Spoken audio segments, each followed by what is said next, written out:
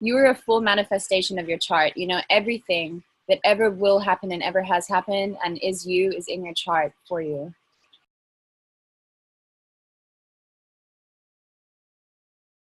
What is unique about evolutionary astrology? Like what sets it apart from the traditional astrology? So evolutionary astrology, it's sort of branched off of Western astrology, but in evolutionary astrology, we're really looking at the chart from like the perspective of an angel.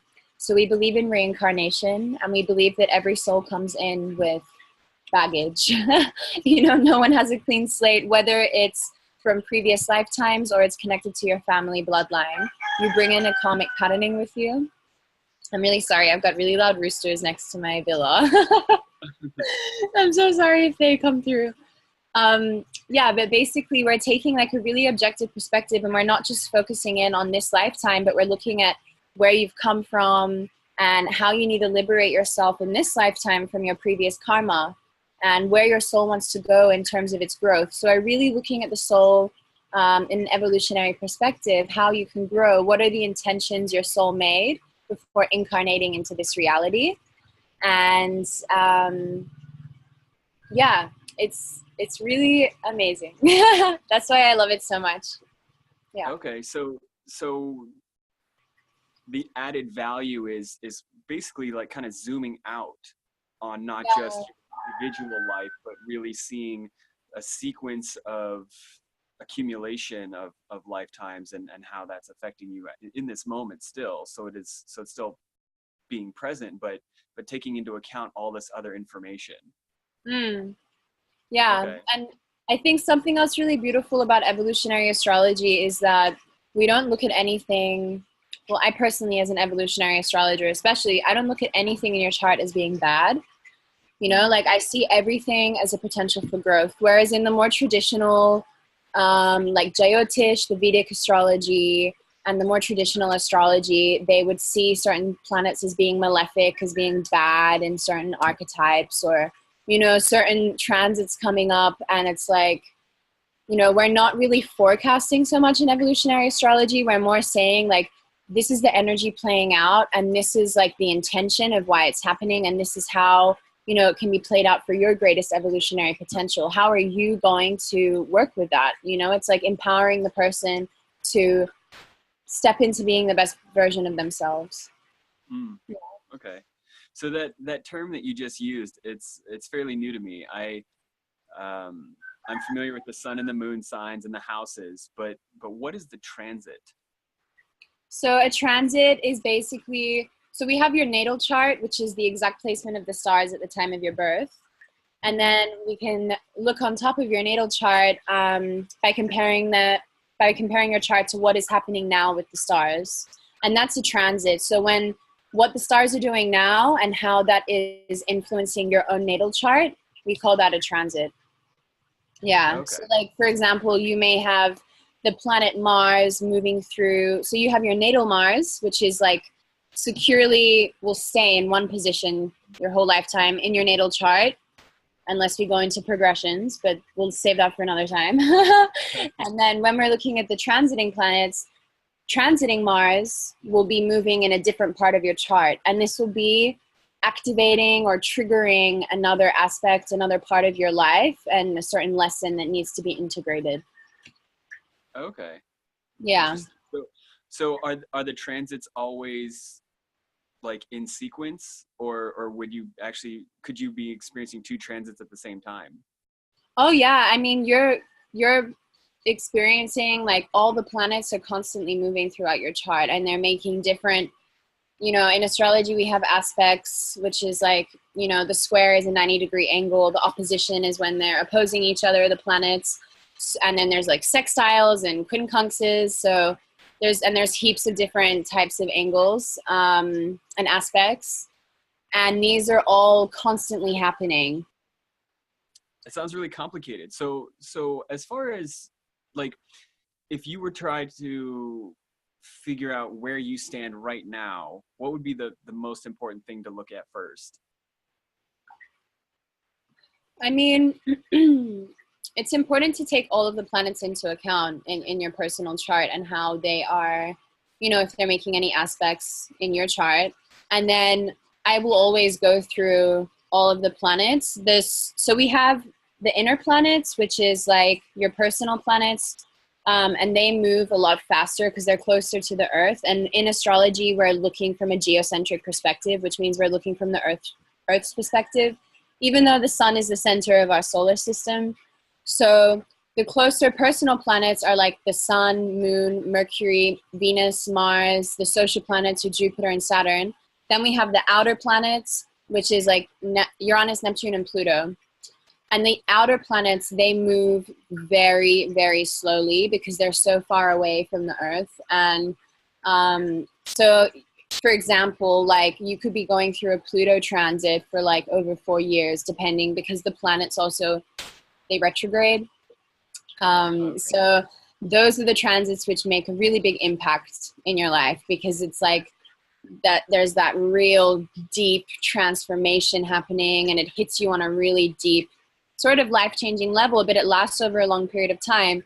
Whereas the inner planets, the personal planets, the transits are very quick. Like the moon will only stay in one sign for 2.5 days. So, you know, it'll hit your personal chart. It might hit a certain aspect for only a couple of hours because it's moving so quickly by degree. The sun, it moves, you know, basically approximately 1 degree a year, if not a little bit under that. So, yeah. Did I answer your question? I think so. And so when you talk about the transit of, let's say, an outer planet, is that what people talk about when they say like a Saturn return is the transit of? So Saturn return, Saturn is a social planet. So there's Jupiter and Saturn. So they're sort of like in the middle. It's not necessarily like extremely slow moving, but Saturn still takes its time to get around the chart. Do you want me to dive a bit into Saturn return? Yeah, sure. Okay, so basically Saturn will return to the place of your birth when you're 29, and like every 29 years approximately, you know, depending on, you know, it will never be like exact in the time, but your first Saturn return hits from about 28 to 30 years old, but will be exact on around your 29th birthday. So Saturn return has a lot to do with, it's like Saturn is a very karmic planet. When I first learned about Saturn, I was told about him being, it's actually a feminine, it's connected to Capricorn, but like being this planet that's like the mean principle that's saying, nope, no excuses, get your shit together, you know, be accountable, like don't make any excuses for like your problems, you know? So Saturn comes around to be like, where have you been putting in energy? Where have you been putting in the hard work? Because now you're going to reap your rewards, or it's going to come back to catch up with you. So, you know, when you turn 29, a lot of people, they get pregnant suddenly, or they, you know, get married, or they leave a long-term partner, or they quit a job and start a new career. You know, these big life shifts happen, whether it's by choice or it happens unexpectedly. And it's always to push you towards growth.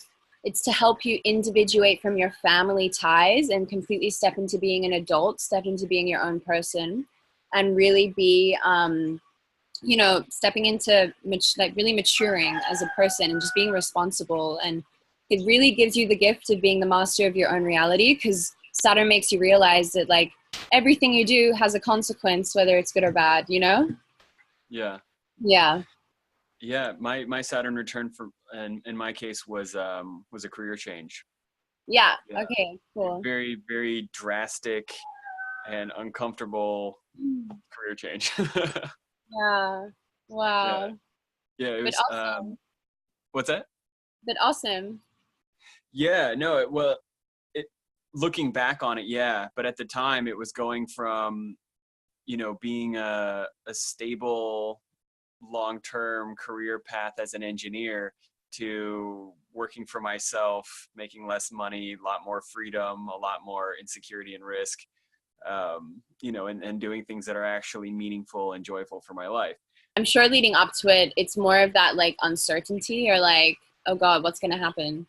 But I think also having the awareness of like where Saturn is in my chart and what it's related to, I can also have kind of an idea of what it could be about. Okay. So there's the Saturn return, and then what about, are there other planetary returns that are notable? Yeah. I mean, like, the majority of the planets will return. I mean, of course, like, for example, the sun will return annually to your place of birth because depending on how fast it moves. And Mercury will be around that as well. So they're not as, like, big. Pluto will never return to the place of your birth because he takes hundreds of years to get back around. Same with Neptune and Uranus. So the outer planets are like taking a lot longer to get around the chart. Yeah. Unless, well, to be honest, we're actually living a lot longer these days. So yeah, it depends how old you get to. Yeah. But I think Saturn return is really like impactful because it's not necessarily always going to be like smooth sailing, you know, like for example, like a Jupiter return is probably going to be like kind of great because it's going to be a time in your life where you're going to feel like some abundance in some form, you know, whether it's like emotionally or financially or, you know, wherever it's happening in your chart. So Yeah. what's the Jupiter return period? So it happens every 11 to 12 years. But it's good that you ask because when people are at certain ages in their lives, for example, like when you hit middle age, there's a lot of shit going on in the chart, you know, with Uranus, with Neptune. And it's all like makes sense as to why you're probably going through such a like hard time because all these planets are like in square or in opposition and it's like really triggering a lot in your chart. Yeah, you know, it's funny because I was telling somebody just recently about how, so I turned 36 this year or a couple months ago. And I was saying, yeah, at 36, it's a auspicious birthday. And they're like, why? I'm like, I'm not sure. I think it is. There's something that seems special, well, because it's like a multiple of 3 and 9, and it's a round number, and there's something that seems special about it, but I couldn't put my finger on it. But now, so this would be my third Jupiter return. On the 36th birthday, it's connected to, actually it can be connected to like children, and like I don't know if you want to have kids, but it can really be connected to like an abundance there, and like acknowledging like, and almost like not even having children, but like helping another generation to come through, you know? Oh man, that's so funny you should say that. So right around my birthday, which is in October, was the beginning of the school year for high school. And at that same time, I had just started being a mentor for a group of high school boys. Oh, wow. That's amazing. Yeah. Wow. Yeah. Really beautiful. And it's something that I had been wanting to do for a long time, and then it finally came together. And, yeah, that's really beautiful. And it's awesome. Yeah. Now, whether or not I have kids myself, that's still kind of terrifying. Yeah. There's another notable return I can talk about actually, and it's Chiron. So Chiron in the chart, it represents the wounded healer. And it's like a wounding we bring into this lifetime with us, which I very much believe is connected to past life experiences. And that happens at about 50 years of age. And it's sort of, again, that point in your life where you're just like, you know, a lot of, you know, it's like the midpoint, basically, or a bit after the midpoint of your life. And it's a very, very healing time, actually, because it's like maybe you're coming to integrate and accept that you're getting older, and all the wounding that you once felt when you're younger, you're able to start really helping others to heal similar wounds. That's all what Chiron is about. It's the wounded healer. Like, you heal yourself by helping others to heal similar wounding. Yeah. So is Chiron, is that a moon or? No, so Chiron's actually like a planetoid. It's a mix between a planet and an asteroid. Oh, okay. Yeah. Interesting. And that's a 50-year revolution. Is that the largest one that you might experience, or is there more that? Uranus happens at 84 years, which is like usually you know, traditionally that was considered like the life cycle. Like Uranus is very much a planet of like shock and revolution, and that, you know, traditionally, I mean, people are getting a lot older now and they're living longer, but traditionally that was like the human life cycle, and like the time is up. Uranus return, 84 years of age, boom. And then Neptune and Pluto are, Neptune is 165, Pluto is like 248. Let's go onto a shorter time scale, like the Mercury retrograde. Yeah. Why, like, what does that actually mean, and why do people freak out about it? So it's really funny because I never had such a bad experience with Mercury retrograde until recently. The most recent one that just finished in March, on the 28th, 29th of March, and it was in Pisces. And this one was really hard, right? Mercury retrogrades for about like 2 to 3 weeks, and it happens about 3 times a year. Okay. And when Mercury goes retrograde, it's actually it's like an illusion from the planet Earth. It's like the planet Mercury slows down so much that from the Earth's perspective, it starts to look like it's going backwards, but it's actually not. But the effect of that is that it starts to really mess up like transportation, technology, like any plans you might have made fall through, or, you know, they mess up in some way, or nothing really goes to plan.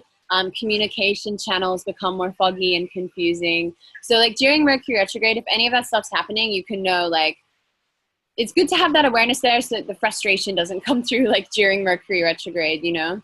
But really the reason why this is happening is because it's a time for reflection, going inside, reanalyzing, revisiting.